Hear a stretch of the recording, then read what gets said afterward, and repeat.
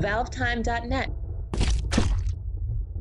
Hi, and welcome to the ValveTime News.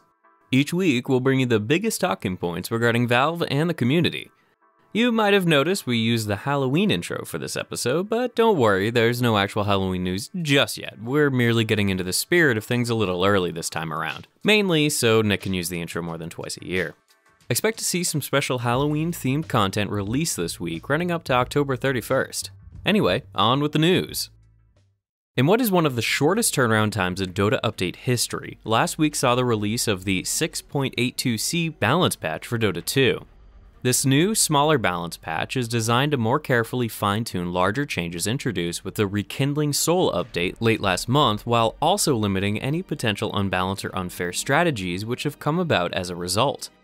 Given the new importance of late-game battles, the buyback cooldown timer has been increased from 6 minutes to 7, while AoE, gold, and XP scaling have once again been retweaked and lowered.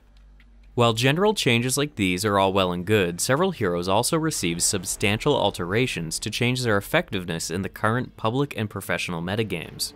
These include nerfs to Skywrath Mage's Mystic Flare and Ancient Seal, Death Prophet's Crypt Swarm and Exorcism, Phantom Lancer's Juxtapose, Bloodseeker's Blood Rage, Brewmaster's Primal Split, Omni Knight's Guardian Angel, Terrorblade's Metamorphosis, Conjure Image and Sunder, Spectre's Movement Speed and Outgoing Haunt Damage, Faceless Void's Chronosphere, and Razor's Eye of the Storm and Static Link. There are more details about each of these changes and more over at the Dota 2 Updates page, which we highly recommend checking out if you're looking to see how your favorite heroes may have been affected by this most recent balance patch. After a short break last week, regular Team Fortress 2 updates returned last Wednesday with a new patch that introduced a number of changes for items in RD Asteroid. While no balance changes were made to Asteroid this time around, the exterior design of Red Base was massively overhauled, bringing it up to the same visual standard as Blue Base, which received fully textured models in early October. While the interiors of both bases are still on textured blocks, Asteroid is quickly becoming one of Team Fortress 2's best-looking maps, as one of our loyal Twitter followers pointed out this week. Elsewhere in the update, the limited late summer crate was removed from the game and can no longer be opened, while all purchase keys for the chest have been converted into standard Manco supply crate keys. While more or less all crates do eventually expire, the timing on the removal of the limited late summer crate is interesting, as it is likely Valve have removed the seasonal variant to make room for spooky crates released alongside the upcoming, currently unannounced Scream Fortress Halloween update, similar to last year's event. Numerous other exploits were also fixed with this week's patch, including previously troubling issues involving clients uploading harmful files to public servers. The in-game voting system was also expanded once more, adding new enable/disable class limits vote, allowing server owners, players, and moderators to more easily control whether a certain number of a single class is allowed at one time. A new update released this Monday added a number of bug fixes, half of which were focused around Halloween items and restrictions. Given we're now about a week away from the launch of this year's Scream Fortress event, this kind of Halloween-focused update definitely isn't a coincidence. For more information about either of the latest TF2 updates, be sure to check out the full changelog over on the Team Fortress 2 wiki. Early last week, Valve revealed the Free Weekend, the largest free weekend event in Steam's history.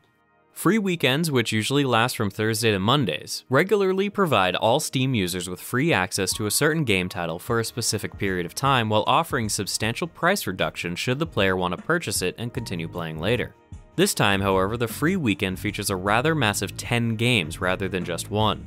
These include Payday 2, Company of Heroes 2, Awesome Knots, Don't Starve, Trine 2, Grid 2, Killing Floor, Blade Symphony, XCOM Enemy Unknown, and Injustice Gods Among Us.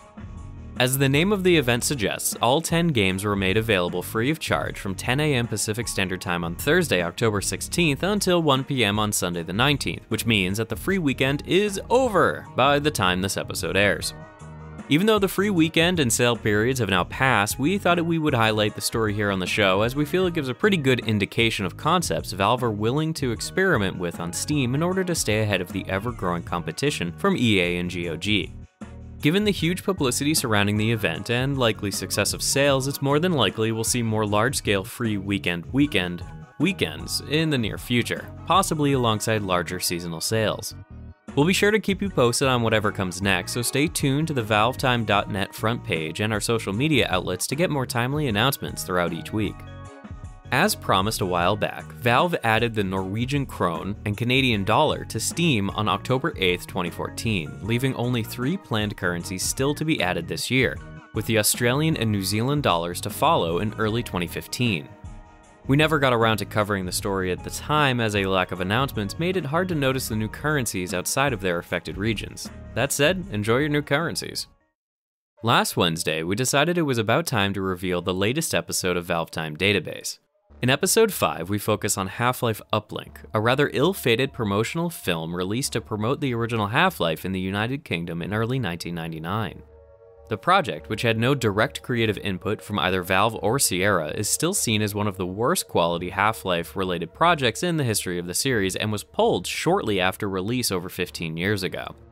For some reason, Nick and Barnes suddenly had a weird fascination with the short film and decided to do some digging to try and find out what happened regarding this film's production, release, reception, and ultimate demise. As with our Prospero episode, this new episode features a bunch of exclusive interviews and quotes from those involved, including Half-Life lead writer Mark Laidlaw and one of the film's producers. We're all pretty pleased with how the episode came out, so be sure to head on over and check it out and let us know how we did. Don't forget to tell us if you'd like to see more database episodes tackle more unusual or lesser known Valve projects in the future, as we're more than happy to cover them if that's what people want to watch. And that wraps up another week of Valve news. Don't forget to subscribe to our YouTube channel, to follow us on Facebook and Twitter, to rate our Dota 2 announcer pack positively over on the Steam Workshop. If you enjoy our content, be sure to share our videos with your friends and to join the discussion over on the ValveTime.net forums. Thanks for watching and bye for now.